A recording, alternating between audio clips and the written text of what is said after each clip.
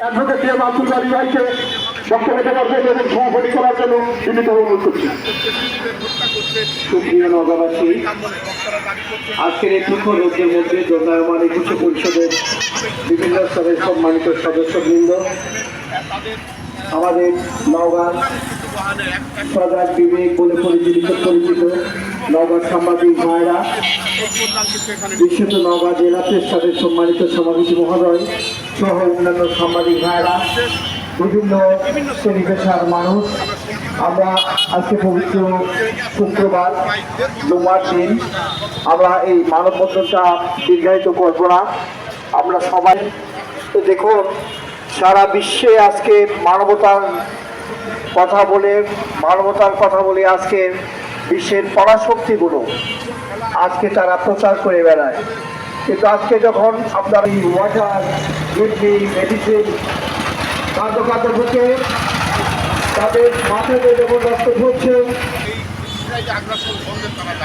তখন আমরা এই নীরব থাকতে পারি না।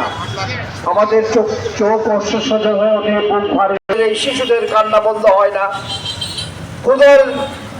ক্ষুধার তীব্রতায় ঘাস খাচ্ছে বলে আমরা যুদ্ধবিরতি সংস্থা খাদ্য, পানি এবং ঔষধ নিয়ে যখন ট্রাকগুলো দাঁড়িয়ে আছে, তাদেরকে বলা হচ্ছে যে তোমরা প্রসিড করতে পারবে না।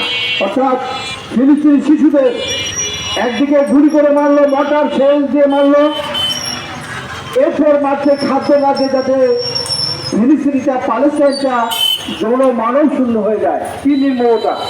এরপর যুক্ত হয়েছে গুগল সহ বিভিন্ন অত্যাধুনিক প্রযুক্তি ব্যবহার করে তাদের চালচলনটা তারা ধারণ করে এবং সেই নির্দিষ্ট স্থানে তাদের গুলি বর্ষণে একুশে পরিষদ মনে করি অবিলম্বে এক্ষুনি এই ইসরায়েলের বর্বরচিত হত্যা, গণহত্যা, শিশু হত্যা, নারী হত্যা বন্ধ করতে হবে। এবং এই বন্ধ করার জন্য যে পরাশক্তিগুলো পৃথিবীর বুকে রয়েছে, সঙ্গে সঙ্গে পার্শ্ববর্তী দেশ রয়েছে, আরব লীগ, ওআইসি সহ পৃথিবীর সকল শান্তিকামী, মুক্তিকামী, মানবতাবাদী রাষ্ট্রগুলোকে এক হতে হবে, এক সুরে কথা বলতে হবে। আমাদের সম্মানিত উপদেষ্টা বলেন যে ইসরায়েলের প্রেসিডেন্ট বা প্রধানমন্ত্রী নেতানিয়াহু উনি বিচার দাবি করেছেন। দাবির অত্যন্ত সংগত।